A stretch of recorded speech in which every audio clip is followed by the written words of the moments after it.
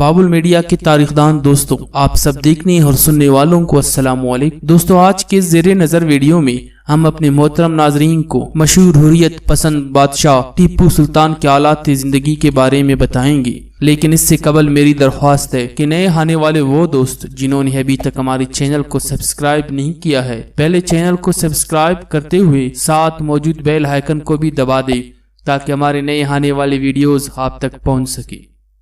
ٹیپو سلطان، جن کا نام سن کر انگریزوں کے دل کانپ جاتے تھے۔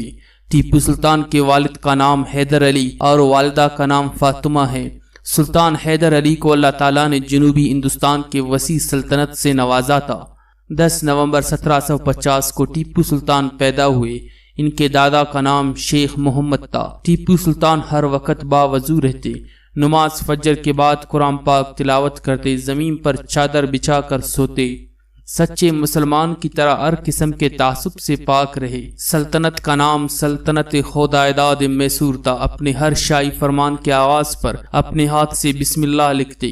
عظیم سپاہی کی حیثیت سے آپ نے شمشیر زنی، تیر اندازی، نیزہ بازی، گھوڑ سواری اور تیراکی میں مہارت حاصل کی۔ علماء کی قدر کرتے۔ آپ کو عربی اور فارسی پر خاصا عبور حاصل تھا۔ انگریزی اور فرانسیسی زبان بھی سیکھ لی تھی۔ مقامی بولی کنٹری سے بخوبی واقف تھے۔ اب جہاں تک اردو زبان کی بات ہے، اردو اس وقت جنوبی ہند میں پنپ رہی تھی جب 7 دسمبر 1782 کو سلطان حیدر علی نے سرطان مرض سے وفات پائی تو 26 دسمبر 1782 کو ٹیپو سلطان تخت نشین ہوئے۔ اس وقت ان کی عمر 32 سال تھی۔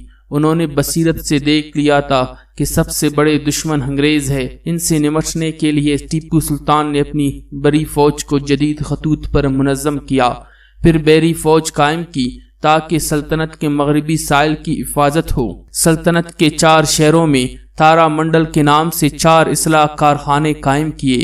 پھر انگریزوں کے خلاف متحدہ محاذ بنانے کے لیے فرانس، ترکی، ایران اور افغانستان میں خصوصی سفارتی وفود روانہ کیے۔ 1799 کے آخری ہفتے میں انگریزوں اور نظام کے متحدہ افواج نے انگریز جنرل ایرس کی قیادت میں سرنگا پٹم پر، جو دریائے کاویری کے درمیان ایک جزیرے پر واقع ہے، فیصلہ کن حملہ کیا۔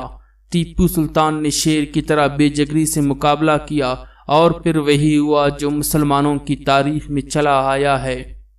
غیر تو غیر تھے، اب ٹیپو سلطان کے اپنے بھی سفید چمڑی والوں سے مل گئے۔ ان میں 3 نمایاں تھے، میر صادق، قمر الدین، پورنیما۔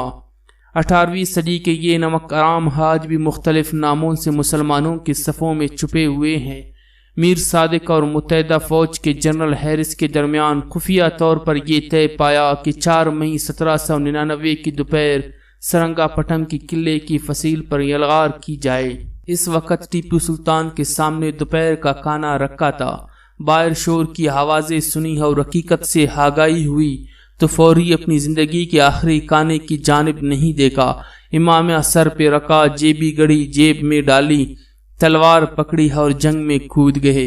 ٹیپو سلطان کے جسم پر ایک گہرا زخم آیا۔ ٹیپو سلطان اپنی تلوار کو اونچا رکھتے ہوئے دشمنوں کی فوج میں گھس پڑے۔ ٹیپو سلطان نے حیدری تلوار کا بھرپور مار مارتے ہوئے 4 مئی 1799 کو غروب آفتاب سے پہلے میسور کا یہ آفتاب غروب ہو گیا۔ شہادت کے وقت ٹیپو سلطان کی عمر 48 برس کی تھی۔ دوستوں، ویڈیو پسند آنے کی صورت میں لائک کا بٹن دباتے ہوئے اسے دوستوں کے ساتھ نہ صرف شیئر کریں بلکہ ہمیں بھی اپنی قیمتی آراء سے ضرور آگاہ رکھ۔ ہماری اگلی ویڈیو آنے تک اپنا اور اپنے پیاروں کا ڈھیر سارا خیال رکھیے گا۔